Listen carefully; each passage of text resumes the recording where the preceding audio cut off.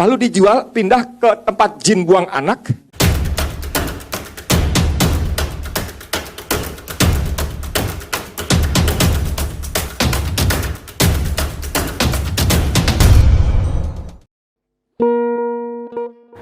Kalimantan Timur dihina menjadi tempat jin buang anak oleh Edi Mulyadi dalam pernyataannya ketika menolak penunjukan Kalimantan Timur sebagai ibu kota negara. Ini ada sebuah tempat elit, punya sendiri, yang harganya mahal, punya gedung sendiri, lalu dijual, pindah ke tempat jin buang anak. Oke, itu satu. Yang kedua, itu ibu kota tuh nanti yang tinggal siapa di situ? Apakah menteri, dirjen, dan direkturnya? Hanya ASN saja, uang ASN juga malas ke sana. Bangun perumahan, mereka akan bertanya yang utama, siapa yang beli? Pasarnya siapa? Kalau pasarnya kuntilanak, genderuwo, ngapain gua bangun di sana? Mana mau dia tinggal Gunung Sari pindah ke Kalimantan Penajam sana untuk beli rumah di sana? Gua mau jadi warga ibu kota baru, mana mau? Banyak monyet, banyak monyet. Benarkah Kaltim menjadi tempat jin buang anak? Inilah fakta penting Kaltim yang wajib diketahui.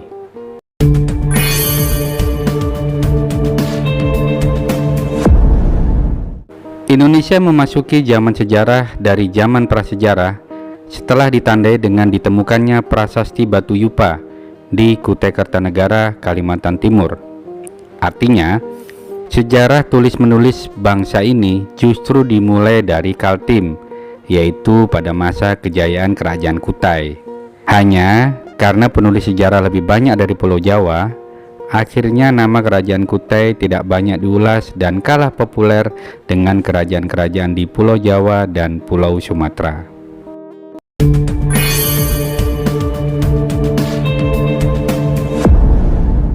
Kalimantan Timur memasuk kekayaan negara yang tidak sedikit. Hampir semua kekayaan Kaltim disumbangkan untuk membangun negara ini dengan jumlah yang tidak kaleng-kaleng. Data Badan Pusat Statistik BPS menunjukkan Produk Domestik Regional Bruto (PDRB) atas harga berlaku 2019 lalu mencapai 170,50 triliun. Bahkan, Kaltim menyumbangkan pertumbuhan ekonomi sebesar 1,26%. Di Kalimantan Timur pernah memiliki tambang emas di Kutai Barat. Selanjutnya, memiliki potensi kayu gelondongan yang kini berganti dengan kelapa sawit. Belum lagi kita bicara potensi batu bara, minyak, dan gas bumi. Semua kekayaan itu diberikan untuk negara.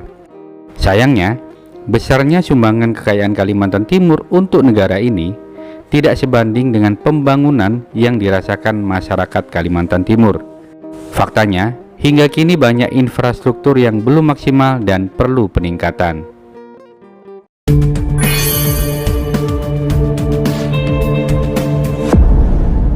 Jika ibu kota Jakarta hanya memiliki Bandara Halim Perdana Kusuma, Kalimantan Timur justru memiliki bandara lebih dari satu.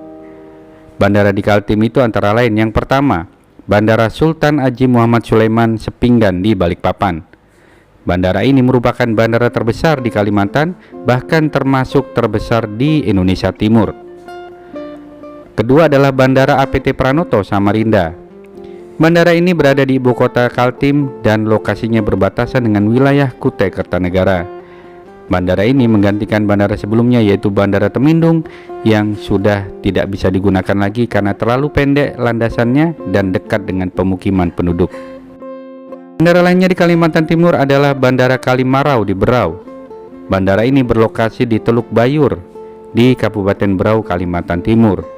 Bahkan di Kabupaten Berau, Kalimantan Timur ini terdapat bandara lain yaitu Bandara Pulau Maratua sebagai lokasi wisata bahari yang sangat terkenal di mancanegara. Selain di Pulau Maratua, di Kabupaten Berau juga memiliki bandara di Mangkajang milik PT Kiani Kertas yang dulu pernah digunakan untuk mendarat oleh Presiden Soeharto saat meresmikan pabrik PT Kiani Kertas di Mangkajang, Berau, Kalimantan Timur. Masih ada bandara lain yaitu Bandara Melalan di Kutai Barat, lokasinya di hulu Sungai Mahakam. Belum lagi bandara di Kutai Timur. Kemudian ada bandara di PT Badak, Bontang. dan juga bandara di Muara Wahau, yaitu Bandara Uyang Lihai yang berbatasan antara Kutai Timur dengan Kabupaten Berau.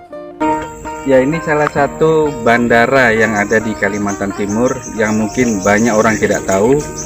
Ini lokasinya di Niau Baru di Kecamatan Kongbeng, Kabupaten Kutai Timur. Ada pula bandara di Muara Badak, Bandara Tanjung Santan, dan masih lagi ada bandara lain di beberapa daerah. Di masa lalu, hampir semua perusahaan migas dan perusahaan kayu masing-masing memiliki lapangan terbang sendiri. Jadi, masa iya sih Kaltim jadi tempat jin buang anak?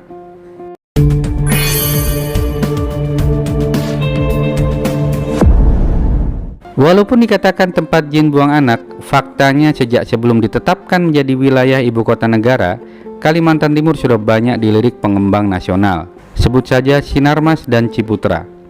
Dua pengembang nasional ini sudah lama memiliki perumahan di Samarinda maupun di Balikpapan.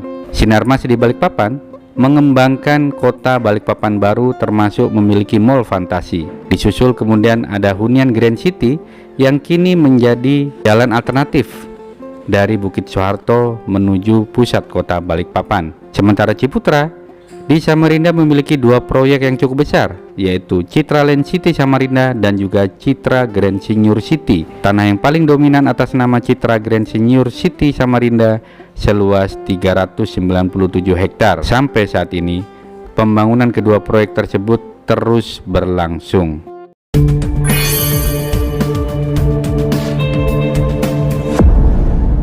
Yakin Kaltim jadi tempat jin buang anak?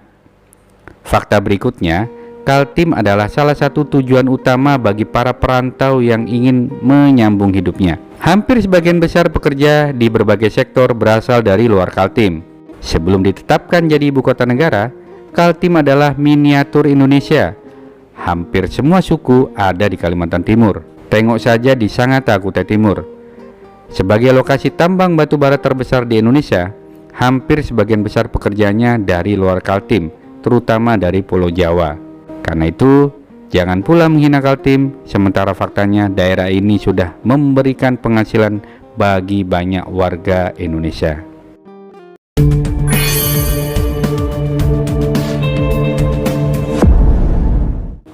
Fakta keenam, surga wisata. Jika selama ini Kaltim dikenal hanya dengan hutannya, ternyata Kaltim juga memiliki potensi wisata kelas dunia. Di ujung utara Kalimantan Timur, yaitu di Kabupaten Berau, memiliki potensi wisata yang sudah mendunia. Di Kepulauan Derawan ada beberapa pulau wisata yang sangat cantik dan eksotis. Ada Pulau Maratua, Kakaban, Sangalaki, dan hingga pulau di selatan Kabupaten Berau, yaitu Pulau Kanyungan. Hai semuanya, sekarang aku lagi ada di Pulau Kanyungan, salah satu wisata bahari yang ada di Kabupaten Berau selain Darawan, Kakaban, Maratua, dan Sangalaki. Salah satu objek wisata yang lautnya sangat tenang, kalian harus kesini ya.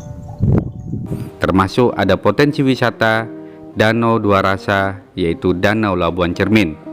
Jadi, jika Anda ingin menikmati Kalimantan Timur dengan suasana yang sangat berbeda dan sangat indah, jauh dari kebisingan kota, silahkan ke Kalimantan Timur. Ada wisata bahari, ada wisata pedalaman, juga ada wisata lain yang sangat indah dan menyenangkan. Betapa Kaltim adalah daerah yang sangat layak huni dan bisa menjadi kebanggaan Indonesia di masa depan. Ada yang mengatakan Pulau Jawa adalah masa lalu, Sumatera masa kini, dan biarkanlah Kalimantan menjadi masa depan. Ikuti terus konten di channel ini, tekan tombol subscribe dan juga tekan loncengnya. Semoga bermanfaat. Salam sehat dan bahagia.